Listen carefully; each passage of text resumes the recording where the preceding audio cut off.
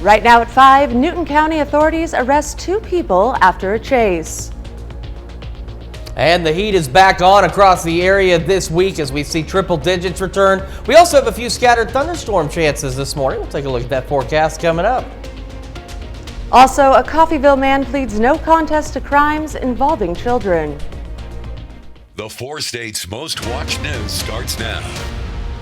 Good morning and welcome to KOAM Morning News. It's 5 a.m. I'm Caitlin O'Shaughnessy. I'm Chris Warner. So it's not too bad out there, at least not yet. Unfortunately, it's about to change because we're in for it, huh? We are. Some are making a return. We got the triple digits on their way back. Let's go ahead and take a look at the Skywatch Storm Tracker. Now, as we've shown you before with ground clutter and Virga and stuff, 90% of what you're seeing in our area, in fact, just about 100% of this, is not actually happening. What we are keeping an eye on is this batch of showers and thunderstorms. Some of these right now are severe with some large hail and damaging wind gusts, and this is going to continue to surge off to the southeast. The questions are, is it going to be able to hold its own on its way down to our area? And will it still be strong to severe by the time it gets here? So if it continues its course and they hold together, they will clip our far northern counties across the area and maybe even into southeast Kansas. There's a couple of different plots on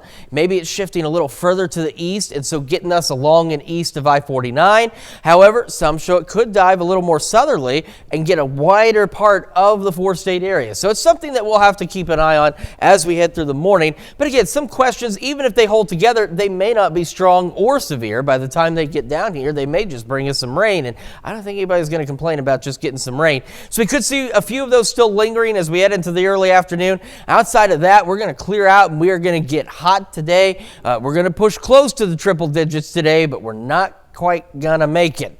MoDOT camera 32nd and range line looking good so far. Same for the KDOT camera at 69 and East 520th Avenue just south of Pittsburgh. And from our camera at 7th and range line, we're looking good so far. It is warm. I'm not gonna lie to you about that. We're sitting at 75. Feels like 75, dew point humidity up there. So there's at least some energy for these storms to at least potentially hold together enough to at least bring us some rain later this morning. But we'll see. We'll see what happens here. 73 Iola, 72 Parsons, 73 Chetopa, Miami, 70 Neosho, and sitting at 75 up in Fort Scott. So we've gone ahead and put scattered thunderstorms on there this morning because, again, if they hold their course, if they hold their speed, we could see them moving into the area, let's say right around 7 a.m. So we'll see what they do. They'll hold on for just a little bit, and then again, they'll begin to clear out as we head into the afternoon. And as we all clear out, it starts to get hot. We're talking mid-90s out there, heat index values close to 100. And then as we head into the evening, not a bad evening once we start to cool down, which that does take a minute. We'll go partly cloudy overnight, lows back into the mid-70s. We'll have another look at your forecast, and I know everyone wants to see the 7-day, but you may not want to see this one, but we'll get to that as well here in a few more minutes. Kate? Thanks, Chris. Authorities in Newton County Saturday arrested 2 people after a chase, which resulted in a grass fire. It started around 7 p.m. Saturday south of Joplin. Authorities say they tried to stop a red pickup, but the pickup took off and police chased it for more than 20 minutes. Authorities were able to stop it with spike strips at Spurgeon and Gateway. The truck then drove a little farther on its rims, which sparked and started a grass fire. The driver and a passenger were both arrested on outstanding warrants. The pickup was reported stolen out of Tulsa. The Grand River Dam Authority says a man died yesterday after a boating incident. Authorities say it happened in the Duck Creek area of Grand Lake. They say 47-year-old Daniel Siebert fell off his boat before being hit by another boat. Siebert did not resurface. The GRDA recovered his body around 7:30 this morning. Authorities in Benton County, Arkansas battled a fire Saturday night. Authorities responded just after 6:30 p.m. Saturday night to a multi-occupancy building fire on 2900 North 22nd. Multiple callers reported heavy fire involvement on the second floor of the backside of one of the apartment buildings. No civilian or firefighter injuries were occurred. There was under control by 7 p.m. and authorities declared the fire out at 8:30 p.m. The cause is under investigation with Little Flock Fire and the Benton County Fire Marshal's Office. A Coffeyville man pleads no contest to child sex crimes. Archie Leon Cannon, age 58, pleaded no contest to aggravated indecent liberties with a child under the age of 14. The court sentenced Cannon on Thursday to just under 6 years, and he must register as a sex offender upon release. Original charges were rape and a count of aggravated intimidation of a witness and/or victim, threat of force and/or violence. The Oklahoma State Bureau of Investigations says a woman killed herself and 3 kids in the Tulsa area Thursday night. Police discovered the bodies after a 3-hour standoff with a female suspect. CJ Macklin has the story. The public information manager for the Oklahoma State Bureau of Investigation, Hunter McKee, says that Verdigris police were driving in the neighborhood at 4 p.m. near East Dogwood Court and Cypress Street when they noticed fireworks erupting outside of a home. Police went to investigate when they heard those fireworks and discovered that there was an armed and barricaded person inside of the home. They tried to make contact, and that's when a standoff ensued for the next 3 hours. After no response, they decided to make entry into the home, where they found an adult woman along with 3 children dead inside, all with apparent gunshot wounds. That woman has now been identified by OSBI as 39-year-old Brandy McCaslin. Neighbors I talked to say McCaslin grew up in that same house since she was a little girl. We also spoke with the father of the 10th-month-old who was killed via social media. And while he confirmed it was his son who was killed, he understandably was not ready to talk about the tragedy. When you're talking about 4 individuals who are dead, 3 children, this is extremely difficult for everybody involved. Everybody that's looking into this trying to help best they can. As I said, this was a long process. While OSBI is not releasing the names of the children, it did confirm their ages, a 10th-month-old, an 11-year-old, and a 6-year-old. This community is mourning. The Verdigris Police Department did a good job of making sure that the scene was clear as quickly as they could, but of course making entry inside the home and finding out 4 people and 3 kids, it's extremely tough. Again, OSBI isn't releasing the names of the kids, but their names are on a memorial that's been set up in front of their house. That's a look at this morning's top stories and weather in our first 7 minutes. Coming up on the KOAM Morning News. The Outlaws take on the Mustangs. We'll have the results in sports. Plus, are you a nail biter? We'll have a way you may be able to break that pesky habit. Stay tuned. And we'll have how hot this day is going to be with your Chris in weather. You're watching the KOAM Morning News. We'll be right back.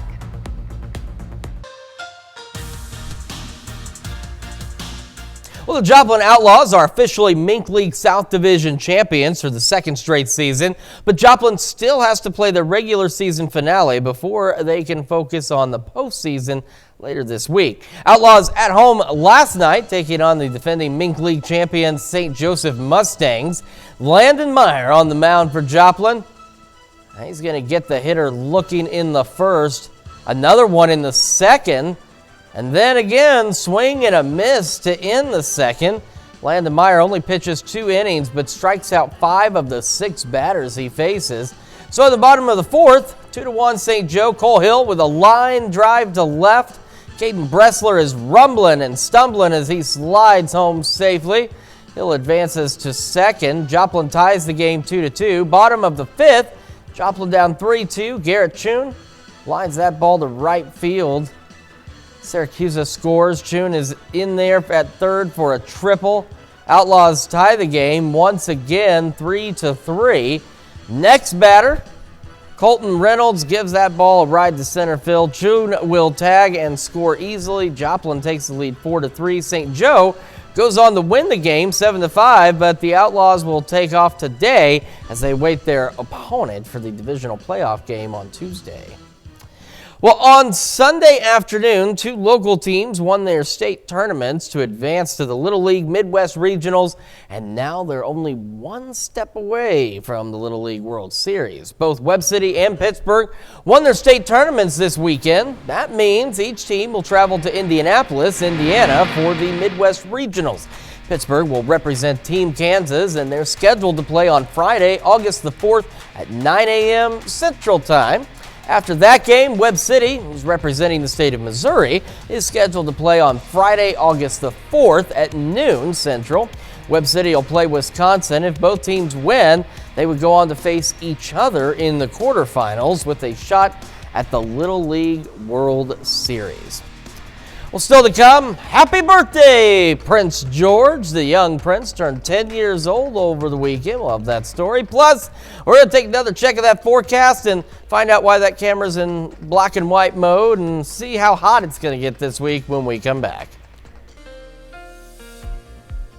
Welcome back to the KOAM Morning News on this Monday morning, 5:15 here in the 4 states. We have got a look at the Skywatch Storm Tracker. 100% of what you're seeing in our area is not actually happening. It's just bad radar returns and ground clutter out there. However, we're going to show you what is actually happening, and it's this activity that is off to our north. In fact, we need to scoot this down a bit as it continues to roll off to the south-southeast. It's been kind of wobbling back and forth on its journey out of Nebraska and Iowa down into northern Kansas and Missouri. So that could give us the possibility of a few thunderstorms if it continues its course off to the south-southeast. So it'll depend on which track it takes, whether or not it can hold together, and who exactly will get the rainfall. So some of the data suggests it may start to shift a little more southeast and then end up getting us just along and east of I-49. However, some data shows that this block will just continue to roll like this and will actually give at least a few more of us an opportunity for some showers and thunderstorms. Now, up into the north, they are strong to severe right now, but that is the third question, whether or not they'll be holding their strength rather when they get to our area. They may still be thunderstorms, but they may not be packing quite a punch when they get here, and that'd be just fine. We just need that rain. We don't need that severe weather. So we go down the road, still a few lingering showers, maybe a couple of thunder showers from that activity into the early afternoon. Then we clear out and we get hot across the area. Temperatures go ahead and start pushing into the mid to upper 90s today, and we'll tell you about the rest of the week here in a moment. MoDOT camera, 30-second in range line. There's a car. I was going to say there's no cars on the road, but there's a couple out there and a few here on the KDOT camera at 69 and East 520th Avenue just south of Pittsburgh. It is really quiet out there this morning. Even at 5 a.m. we usually see 2 or 3 cars, but there's not that many this morning. Must be some holiday that I'm unaware of. Well, we're at 75 in Joplin. It is warm across the area. We got that southerly breeze bringing that in. 75 Fort Scott, Nevada, 74 Chanute, 72 Parsons, 73 Miami, and 70 in Neosho. We get our morning started. We've gone ahead and thrown up some scattered thunderstorm chances out there, some scattered showers depending on what course this activity takes. Some of you may not see much of anything, but some of you may get a fair amount of rain. We'll go mid-80s by late morning. Highs today, this is where it starts. We go mid-90s under partly cloudy skies heading into the afternoon, and it will continue to stay hot through the rest of this week. We have a pretty decent but warm evening across the area and a mild overnight as we go back into the mid-70s for our overnight lows. And as we look ahead, I don't know if you want to look ahead. If scary things frighten you, turn your eyes. We've got triple-digit temperatures returning as we head into our Tuesday, Wednesday, and Friday, and might as well be triple-digit temperatures for us Thursday, Saturday, and Sunday with highs right around 98, 99. We'll be hot tomorrow, maybe an isolated shower too. A couple of morning showers possible for us on our Wednesday. Partly cloudy skies Thursday and Friday. A few scattered thunderstorms here and there for us on Saturday. And as we head into the next work week, a little bit of relief. We start to see a few more scattered thunderstorm chances out there. That kicks our temperatures down about that much into the mid-90s. That's Check Your Forecast. We'll be back with Health Watch right after this. Topping Health Watch this morning, 1 in over 10 young adults in the U.S. are admitting to regularly using e-cigarettes in a new study.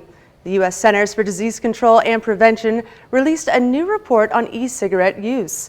The new data indicates that those between the ages of 18 and 24 used e-cigarettes the most out of all the people who reported use in 2021. 11% of young adults indicated that they actively consumed these products.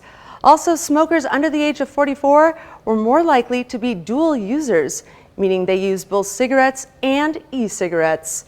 CDC research has already shown a jump in e-cigarette sales in the U.S. from 2020 to 2022.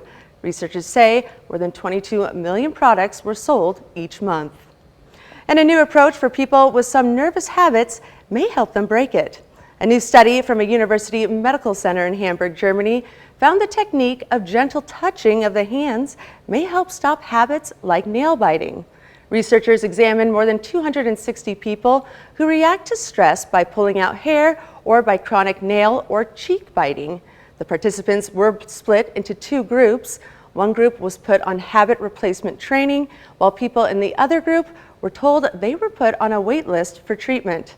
Researchers found that habit replacement training, which involves gently rubbing the fingertips, palm, or back of the arm at least twice a day, helped 53% of participants. They say the new technique helped reduce their harmful habits. And summer's much anticipated Barbie movie is finally out today. The film chronicles Barbie and Ken's exploration into the real world and life with flat feet. In reality, this is a common condition where the arches on the inside of a foot flatten due to pressure, and it can cause some serious issues. Mandy Gaither has more on why flat feet aren't just a problem for Barbie. It's a problem Barbie never dealt with before her movie. My heels are on the ground.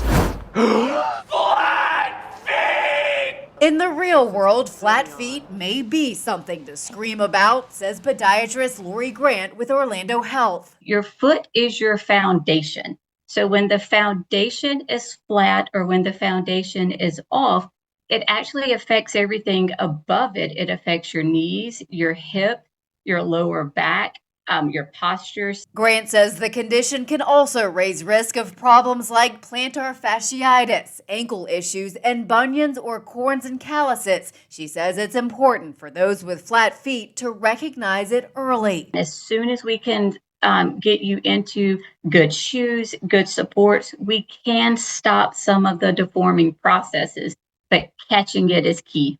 For those who often wear high heels for long periods of time, Grant says to limit the shoe height to about 2 inches and make sure there's a platform under your toes if the heels are any higher. Finally, stretch the back of your foot once you take the heels off. Over time, she says heels can actually shorten your Achilles tendon. That can absolutely contribute to the same problems that Barbie had. Dr. Grant says you can check for this condition by looking at your footprint and checking to see if it's a solid mass. She says you can also have someone try to stick a finger or two under the inside middle of your foot. If they can't fit a finger beneath it, you may have flat feet. And that's a look at some of today's top health stories. You're watching the KOAM Morning News. Yeah, we've got ourselves a pretty decent start, but warm across the area. We're watching some thunderstorms to our north. We'll see if they survive as they roll into our area. We'll have more on your forecast when we come back. Right now at 5:30, Crawford County Democrats obtain a brand new HQ. We've got ourselves a warm start to the day, maybe a couple of thunderstorms out there before we just get plain old hot. We'll take a look at that forecast coming up. And the Miners Hall Museum in Franklin, Kansas hosts an exhibit called Preserving the Past. The 4 states' most watched news starts now. Good morning and welcome to the KOAM Morning News. The time now is 5:27 a.m. I'm Caitlin O'Shaughnessy. I'm Chris Warner. So it is a bit on the warm side out there this morning, and it is going to be really hot today.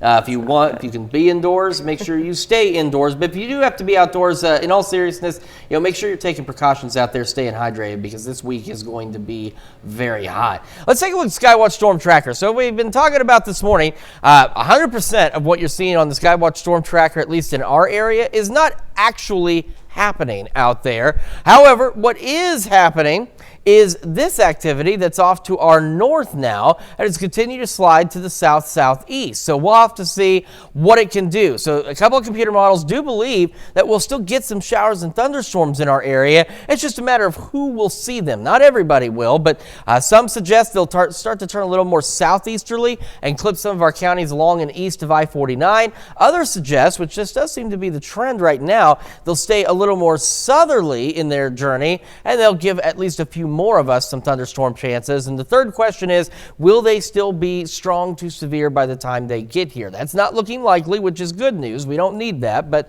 hopefully they'll bring at least some of us some showers and thunderstorms. As we head into the afternoon, though, we'll see a few more of those lingering out there, mainly on the Missouri side and really along and east of I-49. Then those clear out, we clear out, and we get hot today as our temperatures go into the mid-90s. MoDOT camera, 32nd in range line, looking good so far. And as we look at the KDOT camera at 69 and East 520th Avenue, just south of Pittsburgh. We're looking good there as well. And from our camera at 7th and Rangeline, we're sitting at 75 in Joplin, dew-point humidity, both up there a bit. So there is some instability out there. We've got coming with the instability, so we could still see these storms hold their own. It's just a matter of if they'll be strong to severe. So again, we'll monitor that for you.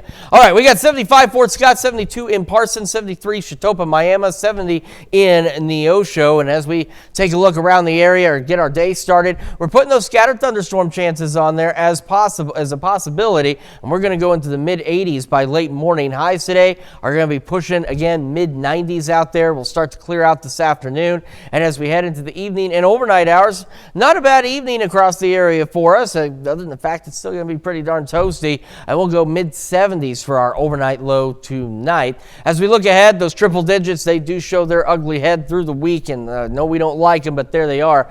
We'll keep an eye on that for you in terms of the heat index values. It could be rather dangerous out there. So again, through this week, make sure you're taking precautions, staying hydrated. If you don't have to be outdoors, don't be. If you do, limit your time as best as possible. Go hot tomorrow, showing the possibility of maybe a stray shower or two tomorrow. I think most of us are going to remain dry. A few morning showers for us on Wednesday, hot and partly cloudy Thursday, Friday. As we head into Saturday and Sunday, maybe a few scattered storms on Saturday. And as we look into the next work week, a few more thunderstorm chances possible. Unfortunately, the only thing they really do for us temperature-wise is kick us back into the mid-90s. That's it for your forecast. We're going to send it back over to Caitlin for the news. Crawford County Democrats now have a new HQ. On Sunday, community members gathered to celebrate and perform a ribbon cutting in honor of this new facility. The space will make it easier for community members to get in touch with local Democratic officials and candidates for local offices. All funds to provide this space were donated by members of the community. And the Miners Hall Museum in Franklin, Kansas invites community members out to experience their newest exhibit, Preserving the Past. The museum brings attention to the history and heritage that comes from mining camps in the four-state region in the early 1900s. On Sunday, the museum hosted a special program to showcase the work that went into restoring the Miners House, which is displayed just behind the museum. Well, we hope to educate all walks of people, but children more than anyone. You know, I'm an educator too, and it would be great to see our students out here along with their parents and the community members and seeing what life was like back in 1908, 1910. For anyone interested in visiting the museum, it is open Monday through Saturday from 10 a.m. to 4 p.m. The Joplin Public Library celebrated the end of its annual summer reading program with popcorn, karaoke, and fun for all ages. The summer reading program is a way for anyone, children, teens, and even adults to keep their minds sharp throughout the summer and check books off that reading list. Well, not to be a stereotype, but you know what? I love books, and I love seeing the community get together and love books too. I like seeing parents bringing in their kids to check out a big old stack of books and knowing that they're going to go home and read together and learn and explore the world outside of our area through that story. Those who participated in this year's reading programs also got the chance to earn prizes for all the reading they accomplished over the summer. And a little girl in Joplin is showing her support to her dad in a unique way. Her father is suffering from a pituitary tumor. It's not cancerous, but is starting to affect his vision. She wanted to help her dad receive his treatment with a lemonade stand. Evelyn and her mom say they are hoping to raise enough money so he can get the care he needs. Probably like 40 or something. Hoping to raise at least $3,000 as much as we can, because it's going to be quite expensive between the lodging and the gas and everything else. So we're hoping just to raise as much as we can. The lemonade stand opened at 9 a.m. on Saturday in the Superior Roofing parking lot in Joplin. Kittyland in Pittsburgh celebrated 70 years of fun. The event included $1 rides and concessions, face painting, and snow cones. The first 70 people also received a free hot dog. The event ran from 10 a.m. to 6 p.m. The joy, it's just something that is so remarkable, and it's actually amazing to see, because when someone gets happy and you can tell that they are really happy, it just brings your happiness to your heart also. Even on some of the worst days you can have, it will make you happy and just kind of bring joy to your heart. The amusement park has been in operation since 1953. And the Girard Fire Department held a Girard Safety Day. Community members were able to see the different kinds of equipment that firefighters and police officers work with every day. It included a bounce house and a tour of the fire trucks and police cruisers. It's very important, I mean, on a day-to-day basis, what they go through in training-wise, vigorous training. Each of our guys go through a series of several hours of training, and also to show the public, you know, the equipment that their taxpayers buy. The event began at 11 a.m. Saturday morning and continued at 1 p.m. That's a look at our top news stories coming up this half hour on the KOAM Morning News. It's hot out there, and not just in the 4 states. We'll have how zoos are keeping their animals cool. Plus, Australia is fining tourists for taking selfies with dingoes. We'll have the latest.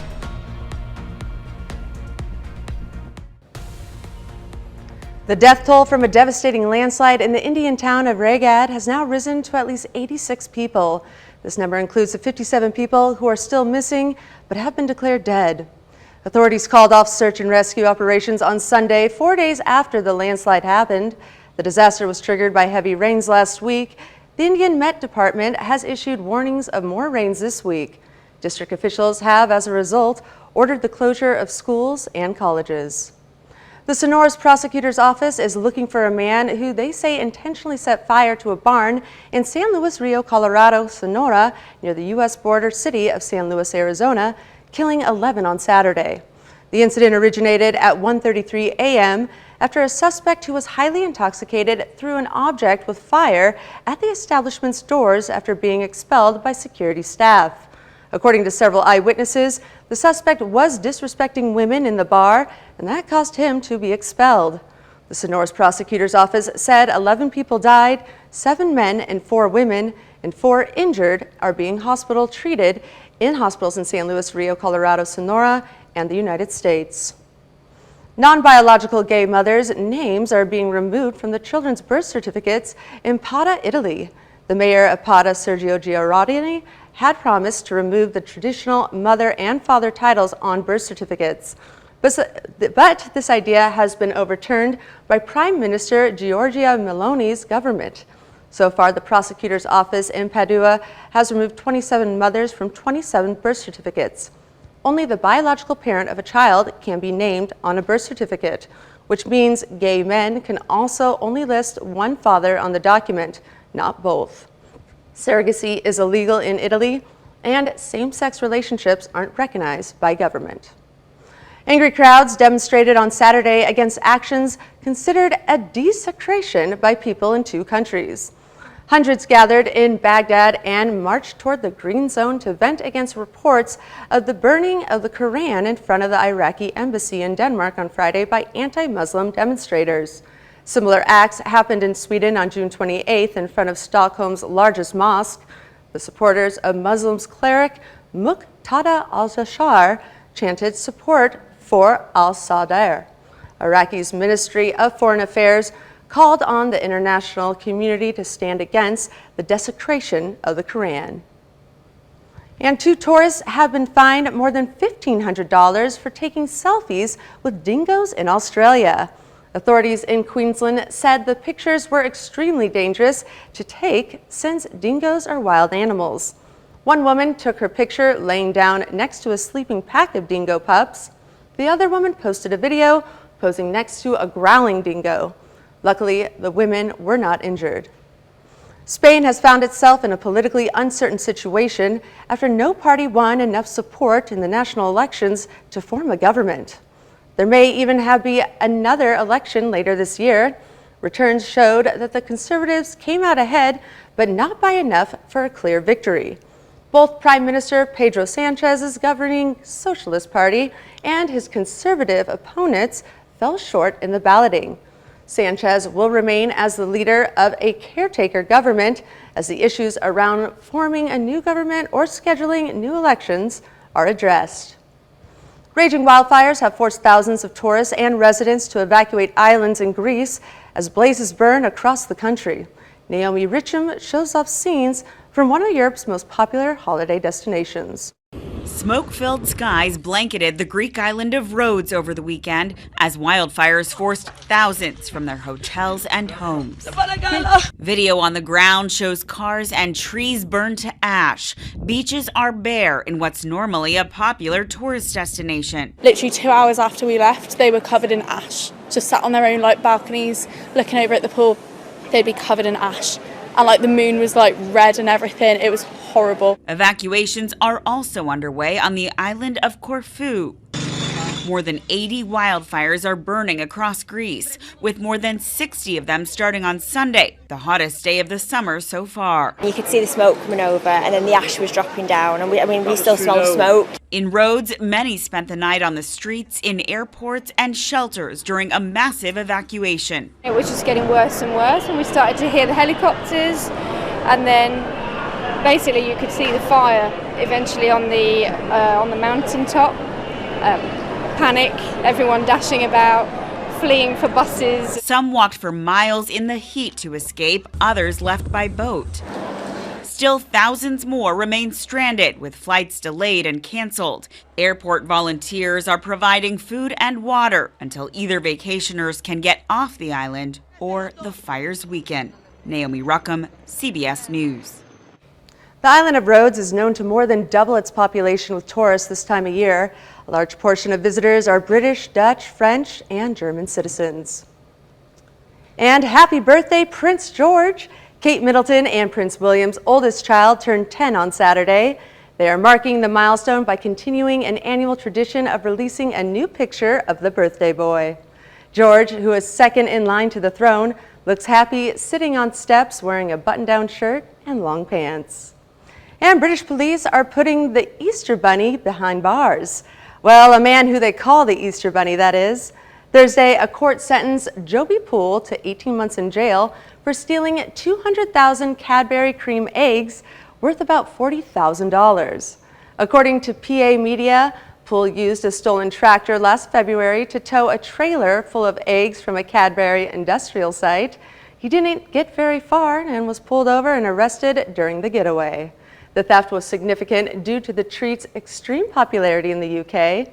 So much so, after Poole's arrest, local police took to social media saying they had, quote, helped save Easter, and called the incident a, quote, extravagant theft. That's a look at some of your biggest headlines from around the world. We'll be right back. Welcome back to the KOAM Morning News. 546 now on this Monday morning across the area. We've been showing you the Skywatch Storm Tracker. All of this green stuff you're seeing in our immediate area is not actually happening. It's bad radar returns and ground clutter out there. What is actually happening is this batch of strong to severe thunderstorms up to our north, now getting into parts of southeastern Nebraska, southwestern Iowa, and just starting to get into Missouri and Kansas. And as such, there's now a severe thunderstorm watch until noon that includes Kansas City, but as you can see, stops just short of our immediate area. So this goes back to the three possibilities with these storms. One, where they're going to go. Two, are they still going to be able to hold their own by the time they get down to our area? And three, will they still be strong to severe by the time they get down here? So we're going to keep a close eye on them. As they continue on their course right now, it'll put them into our northern counties maybe a little later this morning into the early afternoon. If they speed up, then they'll stick to their original time as we go, let's say, after about 7 a.m. So like I said, there's a lot of factors that we're going to have to watch. Now, one model shows them staying along into the east of I-49. Another shows them staying a little more southerly, and that means they'd clip a few more of us, giving us some shower and thunderstorm chances chances out there. As we head into the afternoon, a few lingering ones from those showers and storms will be possible, and then we'll start to clear out, and we're going to be absolutely hot and unpleasant out there with temperatures going into the mid to upper 90s. Like I said, we'll keep an eye on those storms for you through the morning. MoDOT camera, 30-second and range line, starting to get a little bit more daylight out there. A few more cars on the road, and same from the KDOT camera at 69 and East 520th Avenue, just south of Pittsburgh. Our camera at 7th and range line, we got some partly cloudy skies, still warm though, 75. Dew-point humidity up there, so there's just enough energy for us to get thunderstorms. Again, it just goes back to, will they be able to hold their own as they head our direction? We had 73 in Iola, 74 Chanute, Fort Scott, 73 Chatopa, Miami, 70 Neosho, a little cooler out to the south and to the east, 69 Monette, 68 Cassville, and 69 in Anderson. We get our morning started, so again, a lot's going to depend on whether or not these storms speed up or if they slow down. If they keep their current course, we could see them again around the area, say right after about 7 a.m. So we're going to leave those scattered thunderstorm chances up there, go mid-80s by late morning. If they slow down but still hold their own, that may push this timeline back a little later into the early afternoon hours, say maybe 2, 3 o'clock. So again, we'll keep a close eye on this for you. Otherwise, it's going to be partly cloudy, hot mid-90s today. As we head into the evening, we will stay hot out there. Temperatures dropping through the 90s into the 80s and eventually the mid-70s for our overnight lows tonight. And as we look ahead, those triple digits again once make their return once again for Tuesday, Wednesday, and Friday out there. Look at the possibility of maybe a stray pop-up shower or two tomorrow. It's not looking very good, but it wouldn't be bad if we got one. A few morning showers for us Wednesday, though. We're going to be 99 Thursday, so that's practically 100. Same as we go into the weekend with a few more scattered thunderstorm chances on Saturday. We head into next week, our scattered thunderstorm chances increase, and that's good news. We absolutely need that rain. The bad news is these scattered thunderstorms don't do much for our temperatures. They only drop them back 4 or 5 degrees back into the mid-90s out there. So, but we do need the rain. Hopefully we'll get some more, and we'll keep an eye again on the thunderstorms this morning as they continue to roll toward our area. Let's check your forecast. We'll be back with more of the KOAM Morning News right after this.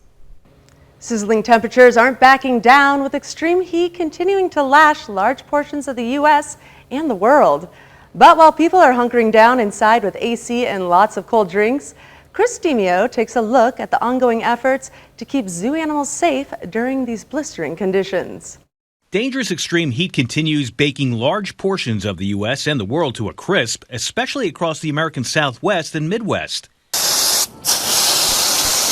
And while the stifling temperatures are proving worrisome for people, zoo staff in sweltering states are busy making sure their animals are staying safe in the heat. It's really hot here right now. It is every summer, but this summer's been pretty unrelenting. Sunday, Phoenix, Arizona experienced its 24th straight day of temperatures at or above 110 degrees. The unrelenting conditions causing workers at the Phoenix Zoo to give animals cold showers and icy treats. He had a lot of fun playing around and therefore tired himself out a little bit. So this is one of the ways that we help them cool down. These are what some of our horse treats, ice treats look like. They have apples and carrots and sometimes Gatorade water, sometimes just normal water. And while people visiting Florida's Palm Beach Zoo are beating the heat with splash pads, mounds of ice cubes are the latest addition to many animal enclosures. We give them piles of ice or throw huge ice blocks into their pool so they can go in and kind of have a nice chill bath. Similar strategies are also underway overseas, with zoos in Rome and Madrid using watermelons, sardines, meat, and other foods to make special popsicles for their creatures. Meanwhile, back in the U.S., the National Weather Service warns about above-average temperatures that are in store for much of the country from July 31st through the 6th of August. We'll be right back. With temperatures in the triple digits, the Animal Ark in Reno, Nevada is taking measures to help its residents with fur, feathers, and scales cool down. There are ponds throughout the wildlife sanctuary and education center and water through in animal bedrooms. Staff are giving the animals buckets of ice and putting ice in the ponds. The black bear woke up to a special treat, a frozen watermelon. The porcupine was given a tray of ice to stand on. The birds and reptiles are getting misted, and the Animal Ark is running on limited hours, known as heat hours.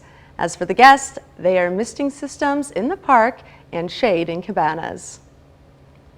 Talk about a surprise gender reveal. Zookeepers at Ohio's Columbus Zoo and Aquarium had two unexpected discoveries Thursday morning: a newborn baby gorilla and the realization that its mother wasn't a male gorilla. So how could the facility not know that 8-year-old Sully was a female?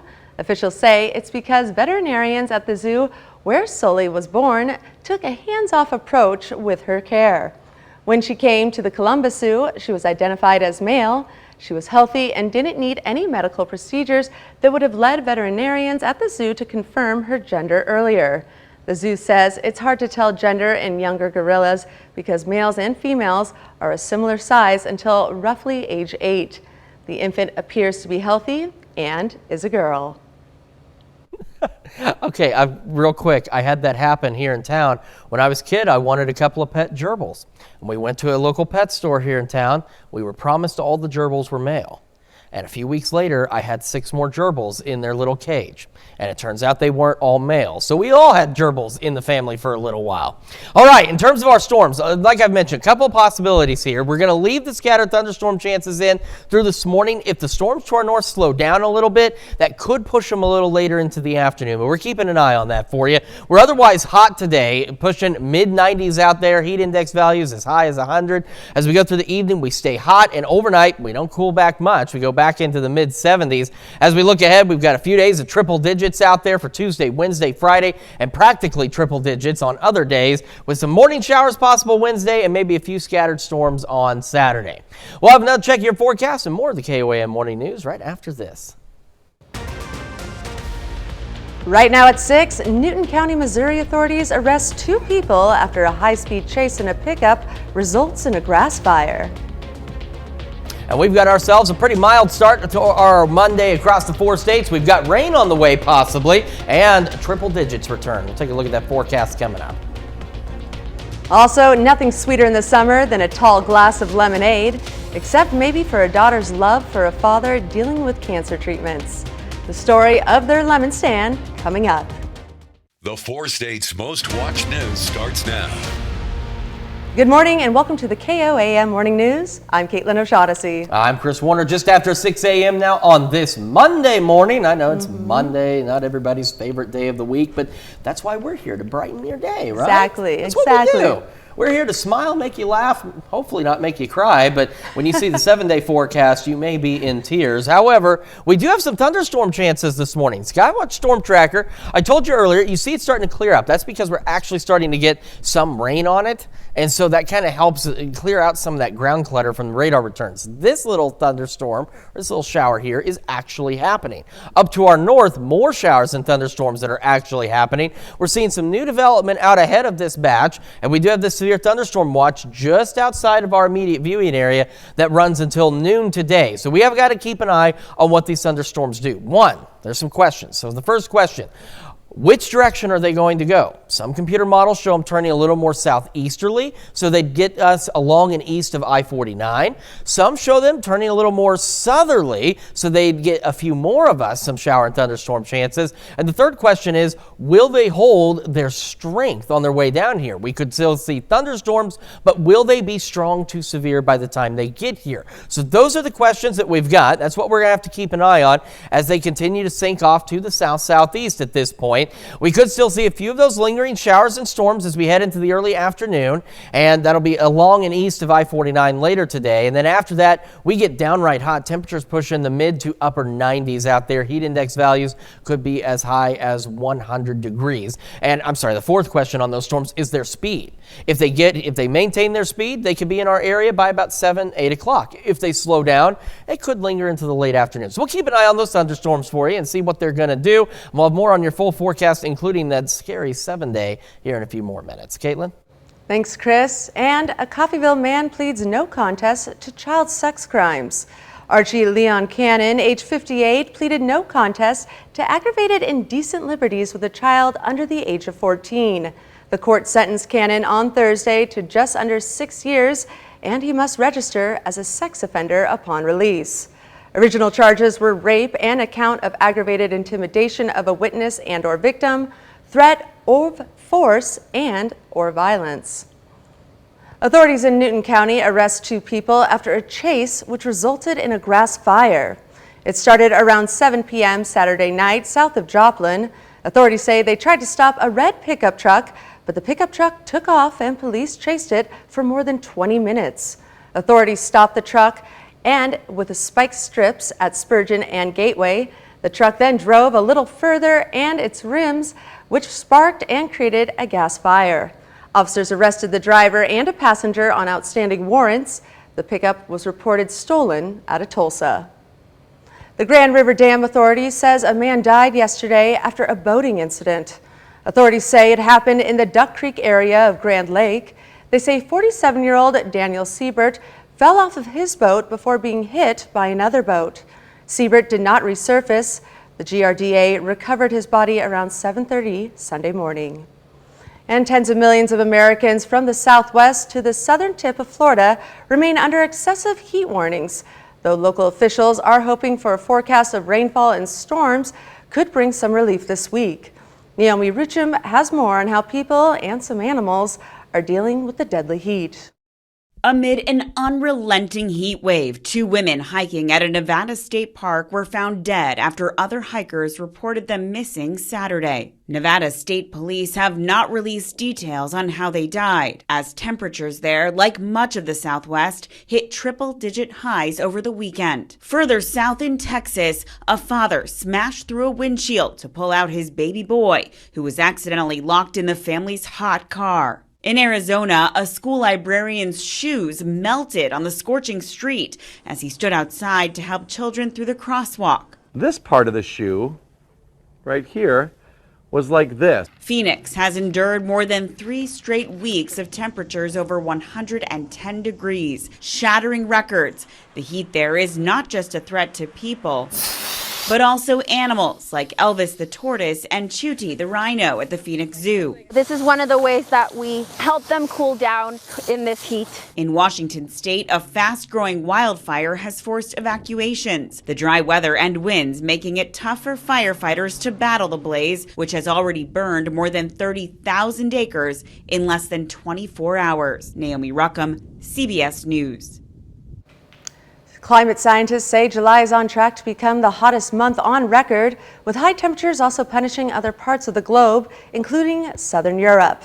In his Sunday message, Pope Francis addressed the heat wave and called on world leaders to do more to tackle climate change. Don't forget, you can be the first to know about today's weather with the KOAM Skywatch weather app. Get severe weather updates sent straight to your phone, free of charge. It's available in the Apple App Store and the Google Play Store. The KOAM Skywatch weather app. And a little girl in Joplin shows her support for her dad in a sweet way. Her father suffers from a pituitary tumor. It's non-cancerous, but is starting to affect his vision. She wanted to help her dad receive his treatment with funds raised through a lemonade stand. Evelyn and her mom say they are hoping to raise enough money so he can get the care he needs. I think I asked my mom if I wanted to do a lemonade stand. She has such a big heart. She came up to me and said, "Mom, I want to raise money for my daddy's radiation."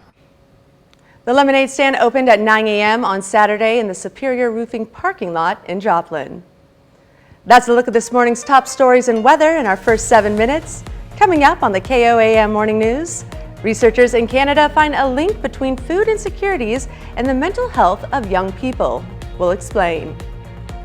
Plus, Ohio State Highway Patrol released body cam footage of a police dog attacking an unarmed suspect following a highway chase. Authorities say the investigation is just beginning. And Chris returns with another look at your forecast and whether the 4 states can expect another round of triple-digit temperatures on the way. You're watching the KOAM Morning News. Topping Nation Watch this morning, the Department of Justice says Texas has until 2 p.m. Eastern on Monday to remove floating barriers along the Rio Grande River. Texas Governor Greg Abbott signed off on the plan earlier this month in an attempt to limit border crossings. Critics are calling the move inhumane, saying migrants could get stuck underneath and drowned or injured by newly installed barbed wire along the river.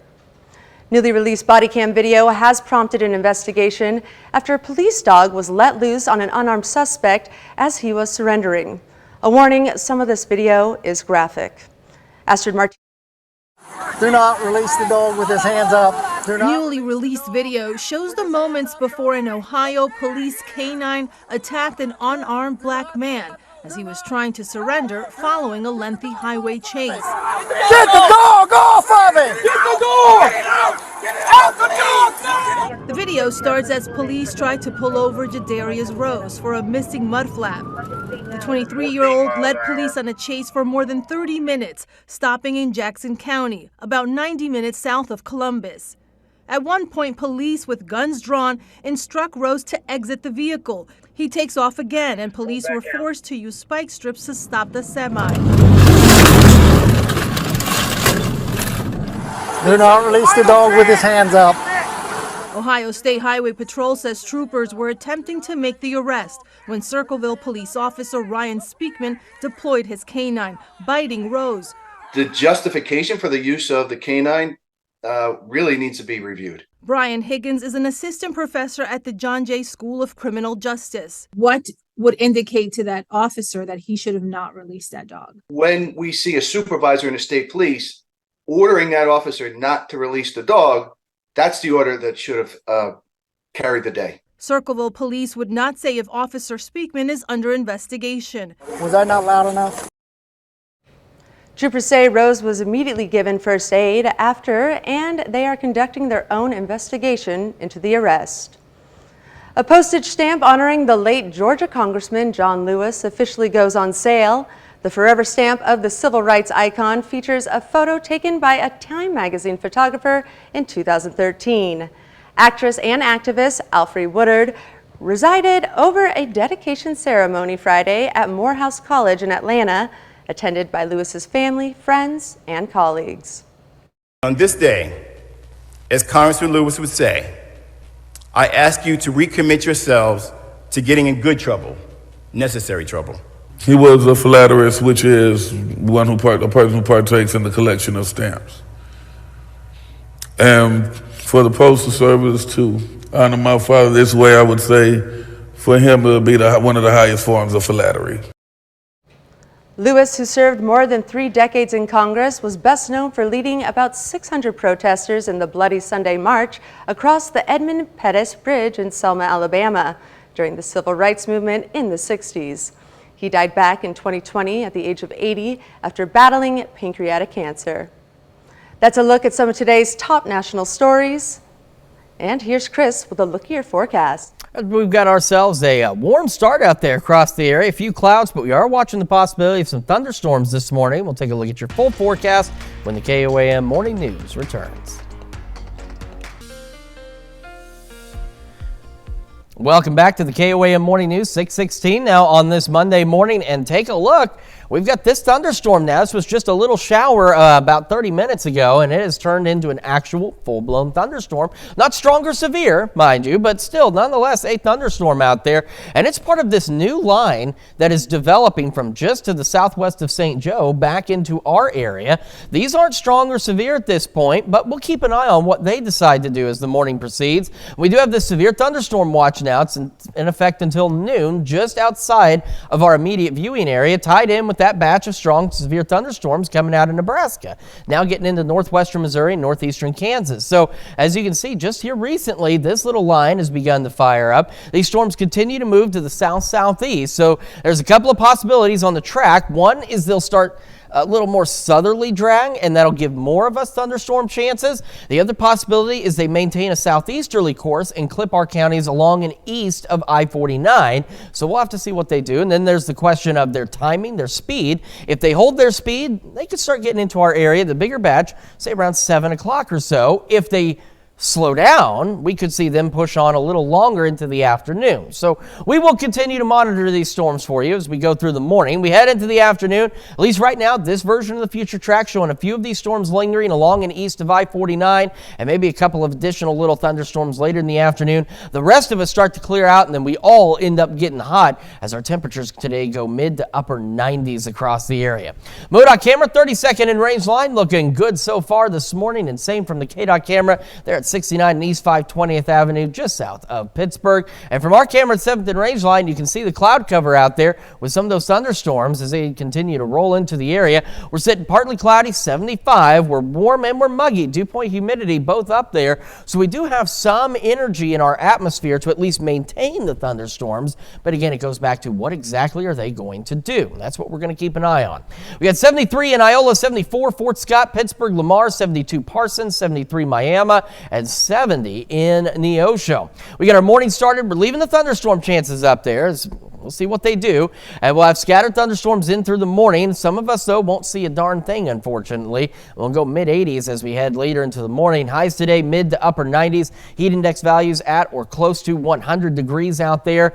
And partly cloudy skies as we head through the afternoon and into our evening hours. And we stay hot, still 90 at 8, 81 by 10. Overnight lows tonight, mild, back into the mid-70s. Then we get the triple digits really settling in for Tuesday, Wednesday, and again on Friday. And even Thursday, Saturday and Sunday, it's close enough to 100 degrees. Could see a stray shower or two tomorrow, but I think most of us are going to stay dry. A few morning showers maybe on Wednesday, and a few scattered thunderstorms possible throughout the day on Saturday. But otherwise, between now and then, just straight up hot out there. We'll continue to keep an eye on the storms to our north and remind you of these triple digits and have more on your forecast a little bit later. We'll be back right after this.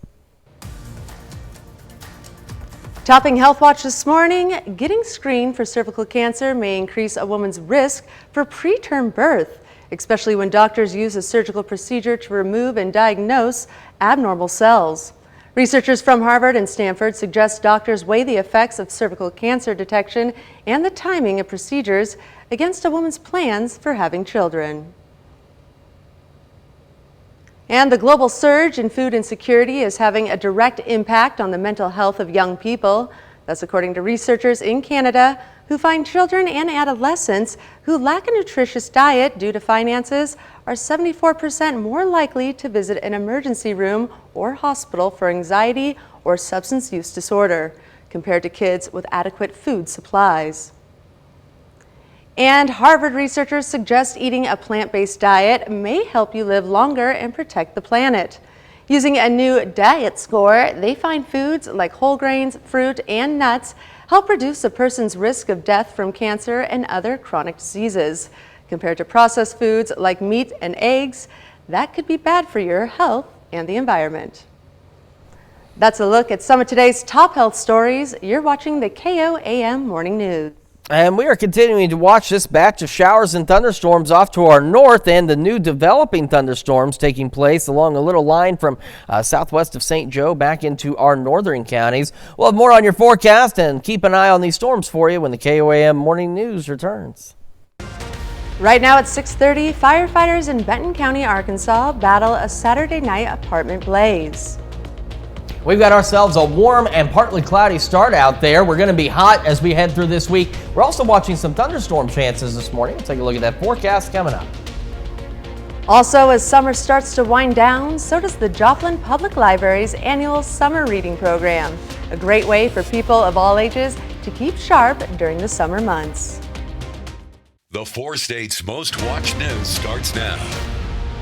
Good morning and welcome to the KOAM Morning News. It's 6:25 a.m. I'm Caitlin O'Shaughnessy. I'm Chris Warner. So we've got a partly cloudy start out there. It is still warm across the area as well, but it's going to get really hot as we head through the week. We've also got some thunderstorm chances out there we're keeping an eye on. So let's take a look at the Skywatch Storm Tracker. We've got that one thunderstorm just entering the northern part of our viewing area, and it really took off here over the last half hour to 45 minutes, and it seems to be part of an adjoining line that's coming off of this activity here. We also have a severe thunderstorm watch that does not enter into our counties, but it's just to the north, and it runs until noon today, all associated with this bigger batch of showers and storms. Now, right now, from what I've seen, we don't have any active warnings with that batch right now. We don't have any active warnings with this new activity that's developing, but it is something that we're going to keep an eye on as we go through the morning to see which direction that these showers and storms actually head and whether or not they're going to be able to hold any kind of intensity by the time they get to us.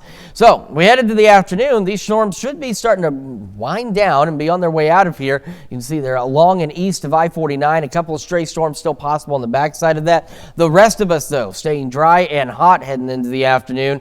We'll start to see some partly cloudy to mostly clear skies. Temperatures going into the mid to upper 90s. MoDOT camera, 32nd and Range Line. We're starting to see the traffic pick up out there now, and there was nobody out there on the roads earlier this morning. And the KDOT camera at 69 East 520th Avenue, also looking good. There's a thunderstorm clouds from our camera at 7th and Range Line. We're sitting partly cloudy in Joplin, 75 degrees right now, dew point humidity up there. So there's some energy in the atmosphere, not a ton, but there is at least some that could help sustain some of these thunderstorms for us as we go through the morning.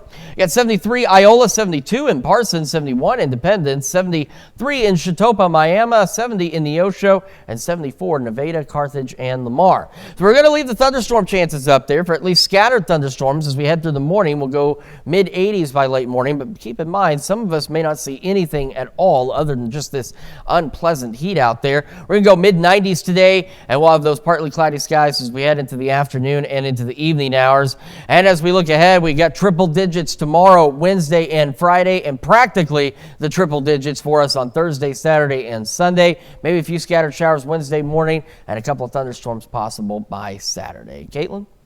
Thanks, Chris. Authorities in Benton County, Arkansas battle a Saturday night fire.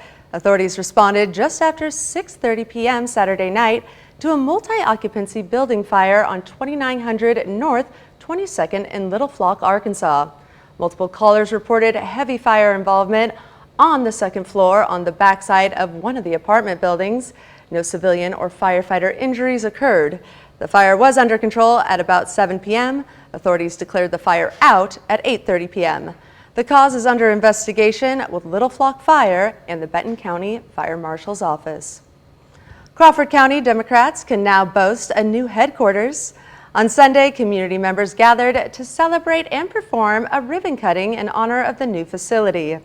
The space will make it easier for community members to get in touch with local Democratic officials and candidates for local offices. All funds to provide this space were donated by members of the community. The Girard Fire Department held a safety day over the weekend. It included a bounce house and a tour of the fire trucks and police cruisers. Community members had the opportunity to see the different kinds of equipment the firefighters and police officers work with every day. The goal is to keep the public informed on what we do here and our equipment and where we are. Since we're public safety, this equipment belongs to the public. So we want them to be able to come and see the equipment we've got and that we're keeping it up for them. The event began at 11 a.m. Saturday morning and concluded at 1 p.m. The Miners Hall Museum in Franklin, Kansas invites community members out to experience their newest exhibit, Preserving the Past. The museum brings attention to the history and heritage that comes from mining camps in the four-state region in the early 1900s. On Sunday, the museum hosted a special program to showcase the work that went into restoring the miners' house, which is displayed just behind the museum. Well, we hope to educate all walks of people, but children more than anyone. You know, I'm an educator too, and it would be great to see our students out here along with their parents and the community members and seeing what life was like back in 1908, 1910. Anyone interested in visiting the museum, it is open Monday through Saturday from 10 a.m. to 4 p.m. The Joplin Public Library celebrated the end of its annual summer reading program with popcorn, karaoke, and fun of all ages. The summer reading program is a way for anyone, children, teens, and even adults to keep their minds sharp throughout the summer and check books off that reading list. Not to be a stereotype, but you know what? I love books, and I love seeing the community get together and love books too. I like seeing parents bringing in their kids to check out a big old stack of books and knowing that they're going to go home and read together and learn and explore the world outside of our area through that story. Those who participated in this year's reading program also got the chance to earn prizes for all the reading they accomplished over the summer. Kittyland in Pittsburgh celebrated 70 years of fun on Saturday. The event included $1 rides and concessions, face painting, and snow cones. The first 70 people also received a free hot dog. The event ran from 10 a.m. to 6 p.m. I wanted to do something big like this for a while because this is my 5th year here, and every year I've been thinking, let's do something big. This year I actually got the chance to do since it was the 70th birthday. So we got to do something big, got to do a little bit of a celebration. We're going to party like it's 1953. The amusement park has been in operation since 1953. That's a look at our top news stories coming up this half hour on the KOAM Morning News. A number of customers across the country have found their bank accounts frozen, or worse, shut down without warning due to fraud protection. We'll have the latest. Plus, we're keeping an eye on the possibility of a few morning thunderstorms, and the dangerous heat returns this week. We'll have another look at your forecast. This is the KOAM Morning News. In Consumer Watch this morning, the weekend box office belonged to Barbie and Oppenheimer, sparking a Barbenheimer phenomenon. With both films ranking in more than $300 million domestically, Warner Brothers takes on the world's most famous doll, coming to life, brought in $155 million, making it the biggest movie opening of the year, while Universal's biopic of the man called the father of the atomic bomb made over $80 million. Twitter owner Elon Musk says the company will soon bid adieu to its brand and iconic bird logo and instead will be called X. Musk tweeted this image of an X icon after polling users on the changes. The billionaire Tesla CEO recently revealed that Twitter's ad revenue is now half of what it used to be. Twitter's new CEO said in a statement, quote, "Twitter made one massive impression and changed the way we communicate. Now X will go further, transforming the global town square," end quote. And a new $2 billion theme park that could rival Disney is coming to northeastern Oklahoma. American Heartland Theme Park and Resort, a 1,000-acre development, is expected to open in 2026 with Americana-themed rides, shows, food, and beverages.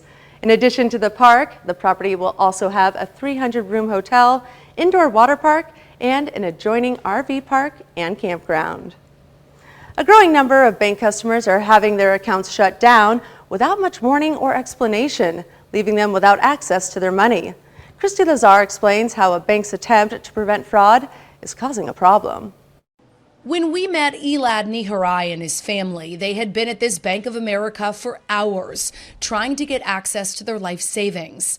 That morning, when Elad tried to log into his online bank account, he got this alert. Bank of America told me it was shut down.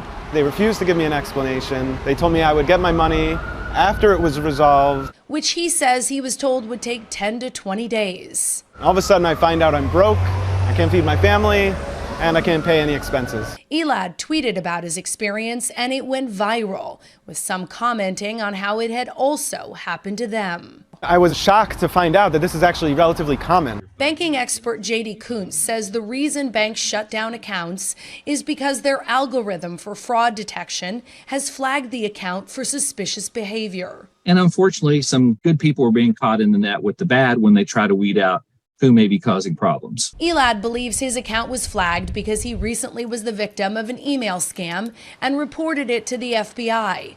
We reached out to Bank of America. They wouldn't discuss Elad's case, but directed us to the customer agreement that states the bank may close your checking or savings account at any time without advance notice. Eventually, the bank did allow Elad to transfer his money into another account. He decided to then move it to a credit union. Experts recommend putting your money in multiple accounts at different banks, so if your account is closed down, you are not left without any access to any money.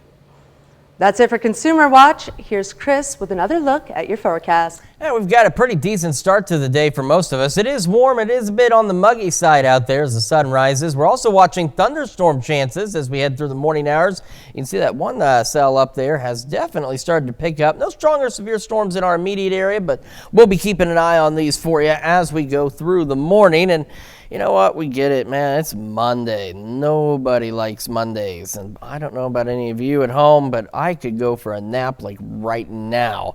Well, you don't need that nap because we've got the perfect solution. Birthdays and anniversaries, and it's a huge list that we can't wait to celebrate, and we're going to do that here in just a few more minutes. It's coming up after this break, but first, see these folks in New York City. You know what they're doing? They're getting ready for CBS Mornings. Why don't we see what they're getting ready to do on CBS?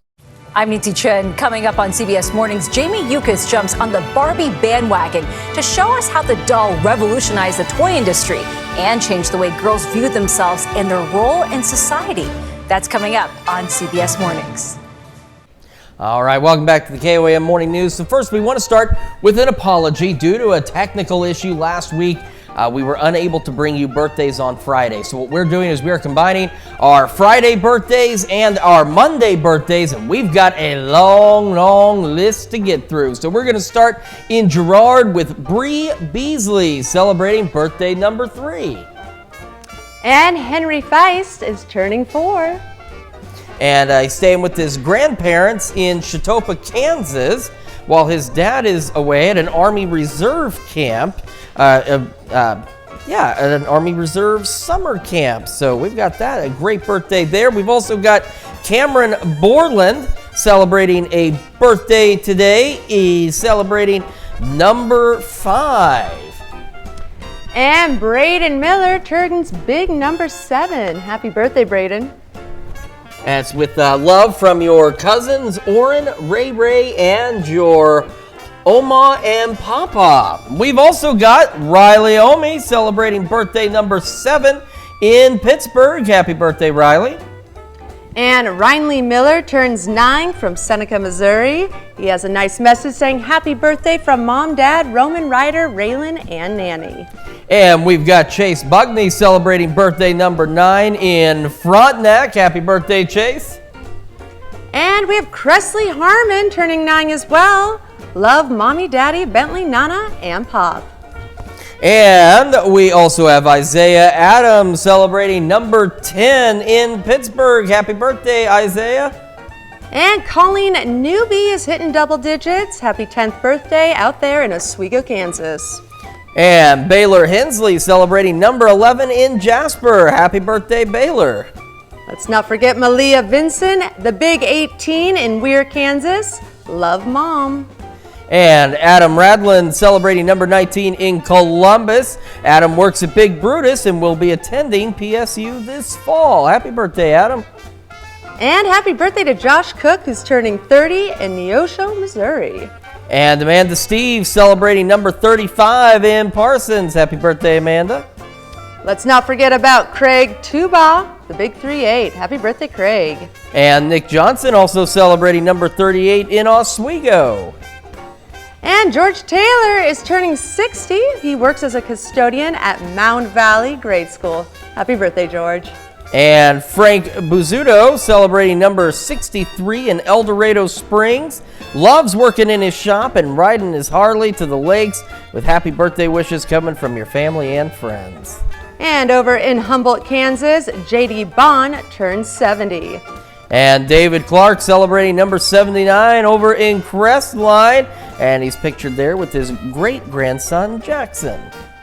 And over in Monville, Missouri, Barbara Watkins, happy 71st birthday. Back in Riverton, Richard Umpenauer celebrating number 80. Happy birthday, Richard. And happy 81st birthday to Carolyn McKee over in Columbus. And Carlisle Flanagan celebrating number 82 in Jasper. Happy birthday. And happy birthday to Wayne Cosby, who's turning 87 over in Oswego.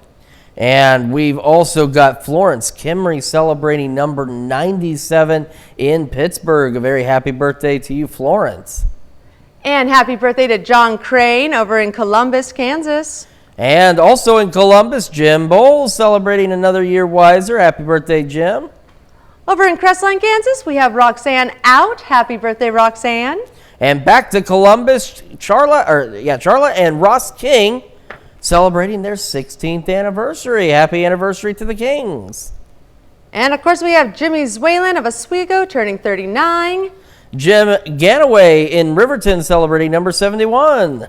Larry Allen Bunce turning 40 over in Joplin. Also in Joplin is Bev Biber celebrating a birthday today. And another Joplin resident, we have Terry Broadworther. Happy birthday. And Diane Calloway celebrating a birthday in Weir. And let's not forget Richard Frank over in Columbus. We've also got John Wren in Pittsburgh celebrating today. Happy birthday, John. And Jeff Wari. Happy birthday, Jeff.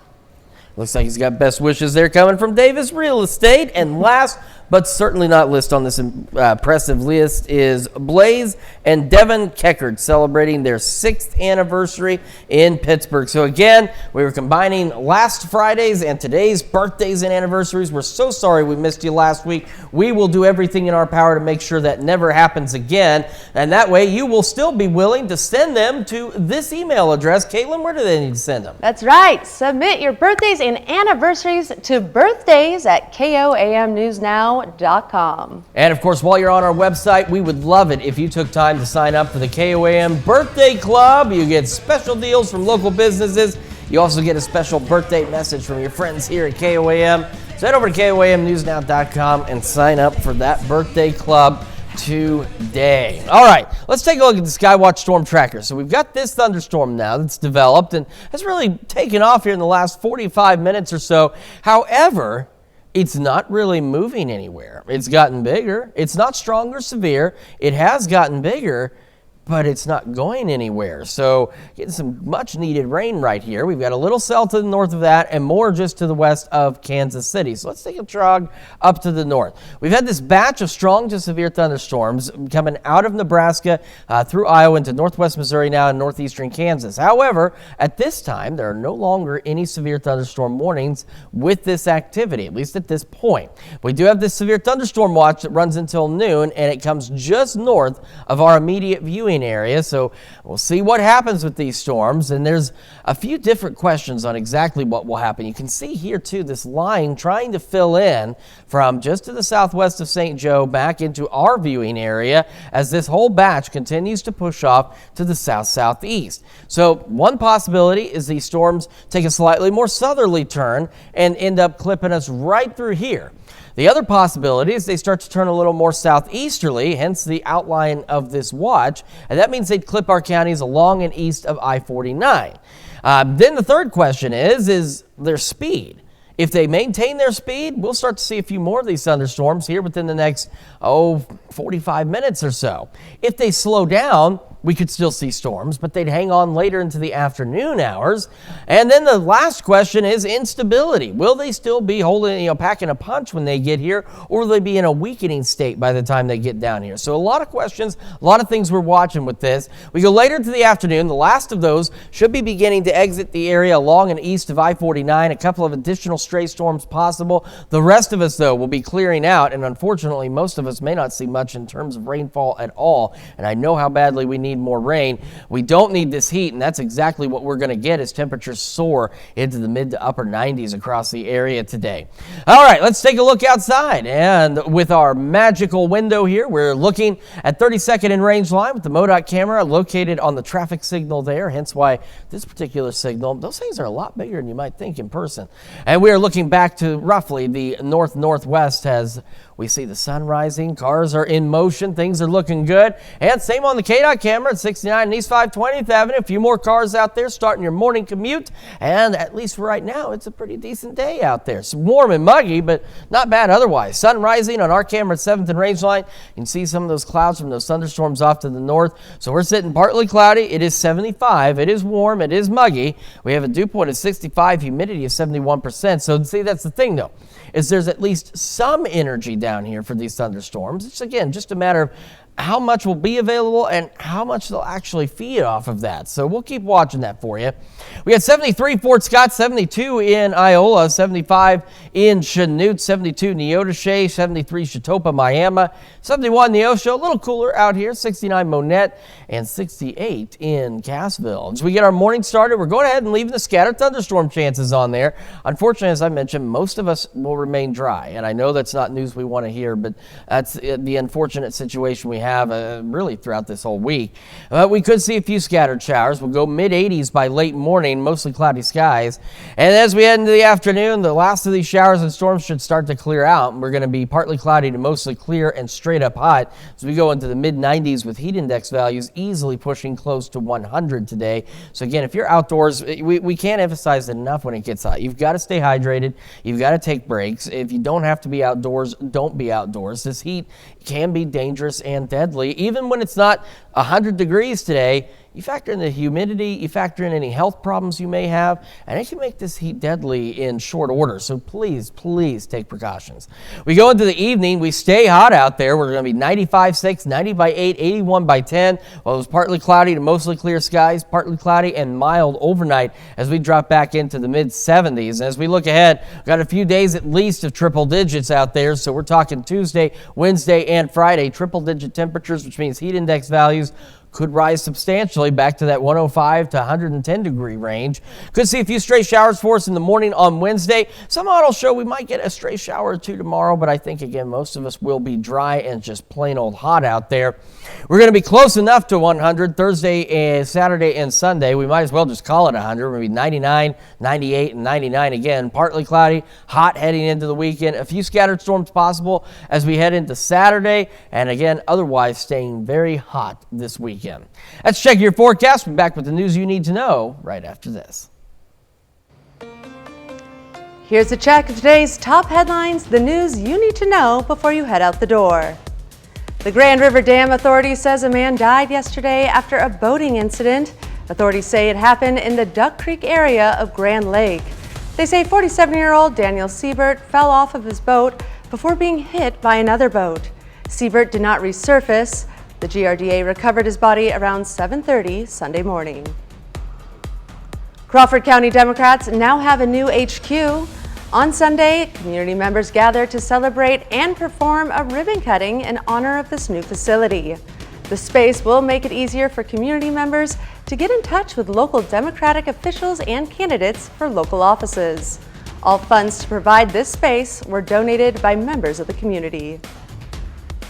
And the Miners Hall Museum in Franklin, Kansas invites community members out to experience their newest exhibit, Preserving the Past. The museum brings attention to the history and heritage that comes from mining camps in the four-state region in the early 1900s. On Sunday, the museum hosted a special program to showcase the work that went into restoring the Miners House, which is displayed just behind the museum. And a little girl in Joplin shows her support for her dad in a unique way. Her father is suffering from a pituitary tumor. It's non-cancerous, but is starting to affect his vision. She wanted to help her dad receive his treatment with a lemonade stand. Evelyn and her mom say they are hoping to raise enough money so he can get the care he needs. That's a check of today's top headlines, the news you need to know now before you head out the door.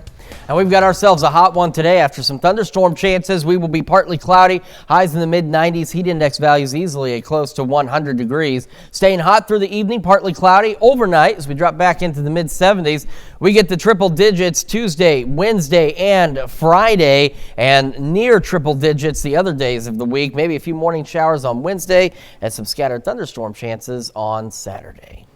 Coming up today at noon, we're making 3-cheese garlic bread in the Mr. Food Test Kitchen. And your morning news continues on KOAM with CBS Mornings. For the first time, the Women's World Cup team is getting paid the same as the men. Next on CBS Mornings, hear what it means for them to have the equality they've fought so hard for.